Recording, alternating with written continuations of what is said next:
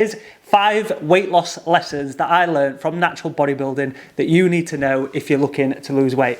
Back in the day, before Married at First Sight came along, before I became a family man, before I met Taya, before we had Bo, before we had River, before a lot of things had to change, I used to do natural bodybuilding shows. I also used to do fitness model shows. It took up a large part of my life. I actually became probably a little bit too obsessed with it, but I learned a hell of a lot from it. And it's actually what propelled me into doing what I do now, which is coaching people about health, about fitness, about sort of nutrition, all the things that I learned from my bodybuilding days. So here's 5 weight loss lessons that I learned from natural bodybuilding that you need to know if you're looking to lose weight. So number 1 is going to be food tastes a hell of a lot better when you're dieting. So I used to do about 3 months worth of dieting really. I used to bulk for the majority of the year, and I used to have 3 really restrictive months. Restrictive in for me. So one of the things that I used to work 12-hour shifts when I was an electrician. I was really busy, and it wasn't just shifts sat down as well. It was shifts where I was up on my feet quite a lot. I was up and down ladders. I was carrying big things. I was pulling big cables in. So I was very, very active, and I used to train pretty much every day. Like I say, I was probably a little bit obsessed with it. So I actually used to start my dieting on 3,200 calories, which most of you will be like, wow, that's insane. I wouldn't even bulk on that much, on that many calories. But how active I was, I used to do 20k steps easily every single day, and I was pushing hard in my workouts as well. So I used to have around 3,200 calories, and it used to absolutely kill me. I was starving, and then towards as I got further into diet, I'd cut my calories down, and I'd kind of get used to it a little bit. But the lowest that I ever got to was about 2,200. But it used to make me really hungry. It's very every individual's different. Some people aren't going to burn anywhere near the amount of calories that I'm going to need or I'm going to burn.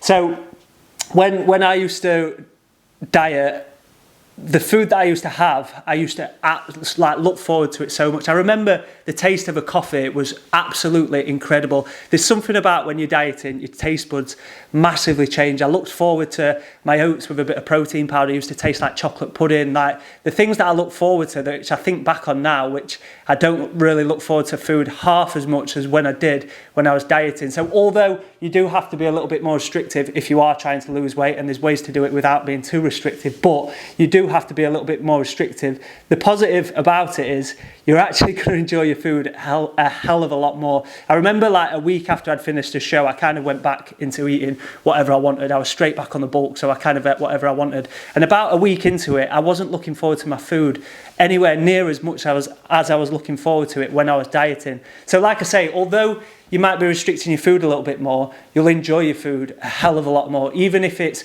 just chicken and rice, which I'm not saying that is what you have to eat. I didn't really just eat chicken and rice. I used to flavour it up, but I used to look forward to it a hell of a lot more. So number 1 is food tastes a hell of a lot better when you are dieting. Number 2, I felt energized, like I really, really did. Everyone always thinks that if you diet, you're going to feel like really, and this is one thing with the Inspire Uplift Club, my membership site, I really prioritize is getting your energy up. And I spoke about it a little bit on a recent podcast about feeling limitless. Like when you're training right, when you're active, when you're drinking plenty of water, when you're eating good healthy food, you're getting good nutrition in, you're getting that balance right, you feel amazing. You really, really do. And it was only towards the really back end of my dieting, like I say, my dieting phase, where I was even more restrictive, where I used to fatigue and your energy becomes low, because you do have to deplete yourself if you are bodybuilding to really get down to the silly body fat percentage, which I wouldn't recommend for anyone. But when the first couple of months of dieting, I promise you, like it's a mixture of cardio, your fitness improving, getting the right nutrition in, drinking plenty of water, just staying active, having a goal, having a purpose as well. It really drives you, and it gives you that energy, and it gives you that uplift. One of the reasons I called my membership site Inspire Uplift Club is you really do feel uplifted. You feel inspired when you're pushing yourself and you've got a goal in place and you're eating the right things. So although it was quite restrictive at certain points, when it wasn't too restrictive, the energy that you get is insane. So although you do have to sacrifice things to diet, like there's a lot of benefits that come with it as well, and sometimes it's just worth remembering them. So number 3 is it's not easy to stick to a diet. and I use this analogy quite a lot with my clients or my members, is because I never expect any of my clients ever, I give them meal plans. I also show them how to sort of track their own food as well. But I give them meal plans, and one of the things I always say is I never expect anyone to stick to it 100%. So I used to stand on stage in literally like a pair of budgie smugglers, and I used to get judged on my physique against other people. So my goal was massive, and I really had to restrict myself. But even I, with that massive goal and knowing that I was going to get judged on my physique, used to cheat on my diet. Like, I'd sometimes see some sweet somewhere or something, or I'd have a little bit more of something or I'd have like a little bit of a craving. I'd like have like a massive bag of crisps because I was getting that really like craving feeling.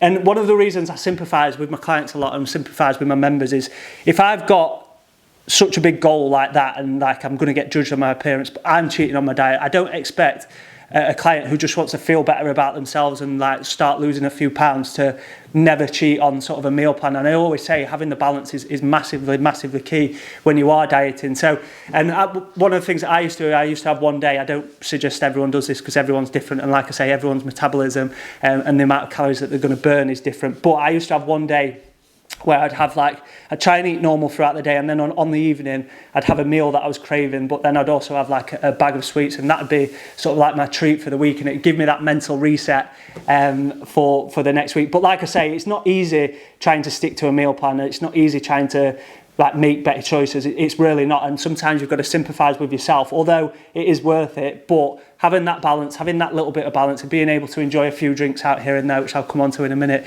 but being able to go out for a meal here and there is key to be able to adhere to it. The best diet is one that you can actually adhere to. There's no point, and I got a message today on social media, someone sent me through this picture of this shake diet, and she was like, do you recommend doing this? And I was like, do you see yourself doing that for the rest of your life? And she put no, and I was like, well, I don't recommend it then. The best diet that you can do is one that you can actually adhere to. If it's something that's too restrictive, you're going to be looking for another diet in a month or two. Once you've finished that, if you finish the shake diet, which I didn't even think they were still a thing, in a month, 2 months, 3 months, you're going to have put it all back on because it's not sustainable. So how can you suppose to do something like that if it's just not going to work for a long period of time? It's basically just cutting corners. I said to her, you're better off spending that money, because it wasn't cheap paying for this bit of powder, spending that money on a good healthy meal plan. And I suggested if she wanted to sign up to Inspire Uplift Club as well, then she'd save quite a lot of money doing that, and I'd teach her how to do it properly. So yeah, I digressed a little bit there. But number 4, so alcohol. So alcohol made no real difference in shape. So the reason that I say this, the first ever diet cut that I did was a 3-month cut. Nearly all the cuts that I did were 3 months. I'd spend about 4 weeks before then just tidying up a little bit. Then I'd do 3 months of tracking my food, which is a long time, especially if you're tracking your food for 3 months straight. But the first time that I ever did it, I completely cut alcohol out of my diet for the first 3 months. And to be honest, I don't really know why I did that. It was just something that I thought, you know what, I'm going to have to do this. And I completely cut alcohol out. One thing I did realise though, you don't need alcohol to have a good time, and I've spoke about alcohol quite a lot recently, so I don't want to go too deep into this. But I got into incredible shape when I drank alcohol, and I got into incredible shape when I didn't drink alcohol. The key to it, and I think this is a really important point, which I think if you listen to this, you can take advice from. The key to drinking alcohol is not when you're actually drinking alcohol, because yes, you might drink 4, 5, 6, maybe even 1,000 calories, but in the grand scheme of things, that's nothing. But what it can massively do is have a massive impact on the next 3, 4, 5 days. And that's really what's key. And I didn't let that happen, because the next day I was like, right, I've had a bit of alcohol, I need to get back on it, I need to get my workouts done. And I didn't let the alcohol have a knock-on effect. And I think that's why it didn't have a massive effect on sort of the shape that I got in. But I think if you're letting that sort of one drink on a weekend turn into 3 or 4 days, or the next day having a takeaway, or not moving at all, staying in bed all day, then it's going to have a massive impact. So yeah, hopefully that makes sense. I don't want to spend too much time on alcohol, because I've spent a lot of time talking about that recently. And number 5, and this is something that I've been really, really passionate about getting across to not only sort of all my clients and all my members, but also everyone that sort of follows me on social media.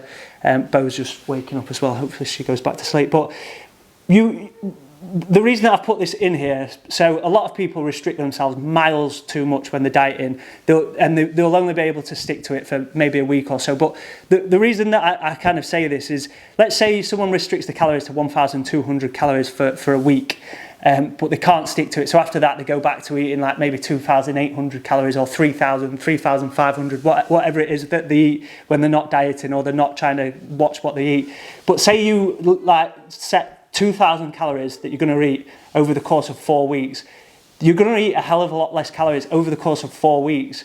But if you restrict your calories too much and you can only stick to it for a week, you might not eat many calories that week, but over the course of that month, you're probably going to have a hell of a lot more than you did if you were eating 2,000 calories. Hopefully that makes sense. It does in my head, but hopefully it does. So yeah, hopefully you've enjoyed this video about sort of the lessons that I learned when I was doing my bodybuilding shows and how you can implement those lessons into your dieting, into your weight loss journey.